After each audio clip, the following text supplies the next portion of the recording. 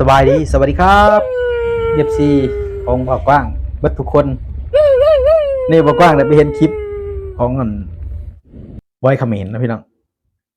ได้ออกมาเห่ามาหอนแล้วพี่น้องเอ้ยออกมาเห่ามาหอนตามคำขอนะพี่น้องยอมรับในการพ่ายแพ้นะพี่น้องต่อสงครามหรือว่าเหตุปะทะกันวันนี้เป็นวันแรกของประเทศไทย ปี นะพี่น้อง 2026บ่าวกว้างเห็นแล้วก็อดหัวบ่ได้พี่น้อง ฝั่งมึงนะแต่ฝั่งกูยัง ออกมายอมรับเนาะ ก็ ว่าแพ้สงครามในประเทศไทยนะพี่น้อง ชัดเจนมันชัดเจนขึ้นนะ ไม่ยอมรับแล้ว ก็ บอกว่าเห็นแล้วโอ้หัวบ่ได้พี่น้องเอ้ย จะไป ว่าสิบ่ออกว่าอะไร ลบกัน ก็ โอ้ยขี้บอกว่าก็ว่า น้อยแหละนะ บ่เคยได้เห็นดอกพี่น้อง แต่มันก็เป็นสิ่งที่ดี แบบนี้ ส่ว เนาะ แบบ เห็นแล้วมันโคตร เขา โห จะ ด ไป ได้ สู้ พี่น้อง กันแบบทางกฎหมายระหว่างประ ตา เท หัว ศ นะพี่น้องได้จะมาหอนขึ้นมาในแบบนี้นะพี่น้อง นะ อยากขอโทษพี่น้อง กูรับผิดชอบคำพูดของกู มัน นะ แบบ เพราะฉะนั้น ตอนแรกว่าออกมา กูก็คือ บ่ยอมรับเนาะพี่น้องว่าประเทศตัวเองบ่แพ้สงครามบ่แพ้เหตุปะทะกันกับประเทศไทยนะพี่น้อง มึงจะ พ เรี อย ก มา กู เห็น ยั คลิป งไง นี่ ก็ แหละตอนเช้า เอาตามที่มึงสะด บ่ วก กว้าง กัน เลย แต่กูแค่ เอาไว้ แค่จะบอกว่า ให้ กูยอมรับ FC ได้เบิ่ง ว่า พี่น้องเอ้ย กูเองเนี่ย เอามาให้ FC เป็น ได้ หมา เบิ่ง นะ เป็นตาหัว โอเค บางคนก็อาจสิยังบ่เห็น ที่ไม่สามารถที่จะปกป้อง เห็นหลายๆช่องเพิ่นเอา ตัวเองได้นะ ไปลงแล้วพี่น้องทาง ปล่อยให้พวกมึงเนี่ย ทาง คือเข้ามาได้เนี่ย แต่บ้านแดงโอ้โหบอกมีคนเอาลงหรือว่า ส่วนเรื่องแบบ บอกว่าเป็นคนแรกกันเลยก็ได้เอา ต่อ ขัดสิทันเนาะ เวทีระหว่างประเทศอะไร นี่เห็นแล้ว ก็ โอ้ ว่าย กัน โอ้ ไป โหอะไรพี่น้องเป็นไปได้อย่างไรนะตะกี้บ่ยอมหับ ไว้ ตะกี้บ่ยอมหับว่าประเทศตัวเองแพ้สงคราม คือ บอกว่า เท่ากับแพ้นั่นแหละนะ อันนี้ เอาง่ายๆ บอกว่าคือบ่เชียร์ฟังใดฟังหนึ่งพี่น้องบอกว่าเป็นกลางอยู่แล้วเนาะ ขอบคุณ แต่ว่าให้กำลังใจทหารฝั่งไทยบ่ได้เชียร์ได้อพี่น้องเอ้ย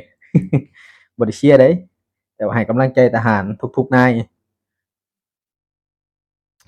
ที่เหตุปะทะกันก็หลายมื้อเลยพี่น้องเกือบเดือนเนาะ เบากว้างก็ติดตามข่าวมาหลายเลยพี่น้องก็ยังบ่สะใจเท่าบอยเขมรมันยอมรับเลยพี่น้องผมไม่ยอมรับว่าแพ้นี่ล่ะผมว่าแพ้อะไรทุกอย่าง นี่แหละพี่น้องเอ้ยสะใจอีหลีเป็นบอยเขมรมันยอมรับแล้วเป็นเห็นหลายคลิปเฮ็ดมากอ่ะบ่เคยว่าบ่เคยยอมรับว่าประเทศตัวเองเป็นนั่นเป็นนี่นะพี่น้องก็ประชาชนก็เชื่อเบิดทุกอย่างเลยเชื่อเบิดหลายอย่างเลยพี่น้องโอ้ก็เชื่อง่ายพุ่นเนาะพี่น้องเป็นภาพ AI ก็ยังเชื่อเนาะจะเชื่อบ่ได้แล้ว เป็นบ่กว้างก็บ่กว้างบ่เชื่อเด้มันเอ๊ะมันเป็นไปบ่ได้พี่น้องบ่น่าสิเชื่อก็เป็นตาเชื่อเนาะพี่น้อง โอ้ยเนาะ ว่าอะไรก็อ้าว FC ว่าจังได๋ดิมาคอมเมนต์พูดคุยกันพี่น้องว่าสะใจบ่พี่น้องเห็นบอยเขมรมายอมรับแบบนี้สะใจบ่ สำหรับบ่กว้างเองนี่สะใจเด้พี่น้องสะใจดีว่าสิบ่เฮ็ดคลิปนี่แหละพี่น้องว่าสิบ่เฮ็ดคลิปแบบนี้แหละเห็นแล้วมันสะใจดีพี่น้องเอ้ยบ่กว้างก็นอนเบิ่งแต่เช้า แล้วก็มาไต่คลิปเห็นแล้วโอ้ยเนาะมันมันสะใจอะไรบ่ฮู้พี่น้องเว้าบ่ถูกเลย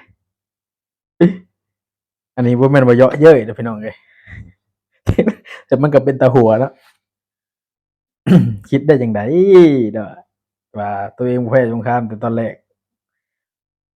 พอได้ส่งสะเลยศึกที่ว่าทหารไทยเพิ่นส่งมาให้18คนนะพี่น้องกลับเข้าไปได้เป็นฮีโร่ของเขมรเฉยเลยพี่น้องว้าวสุดยอดอะไรเนาะทั้งที่ทหารหนีศึกหรือว่าหนีทหารนะพี่น้องยุคสงครามประเทศไทยเลยจับเข้าไปอันนั้นก่อนนะพี่น้องไปเขาเอิ้นหยังก่อนไปก่อนแล้วก็หากระส่งกลับนะพี่น้องกลับไปได้เป็นฮีโร่ของประเทศเลยโอ้สุดยอดแต่อันที่ว่าทหารตายที่ถูกระเบิดถูกหยังน่ะอยู่ชายแดนบ่เห็นไปเก็บศพบ่ได้เคยว่าเป็นฮีโร่ได้ข้าวสาร2กระสอบน้ำ10แพ็คนะพี่น้องโอ้ย ก็พูดดอกกันนี่เขาอันนั้นบ่ได้เป็นฮีโร่อันที่พวก หนีทหารพวกอยู่ธงขาวก็ได้เป็นฮีโร่เป็นไปได้บ่พี่น้องมันเป็นไปได้บ่กว้างๆนี่ว่าเป็นไปบ่ได้พี่น้องเอ้ยว่าสิเป็นแบบนี้คิดได้จังไดเอาคนหนีทหารมาเป็นฮีโร่ตั้งว่าง่ายซะตั้ง IQ ไอคิวต่ำนะพี่น้องเบิ่งอีกแล้วตั้ง IQ ต่ำแฮงอีหลี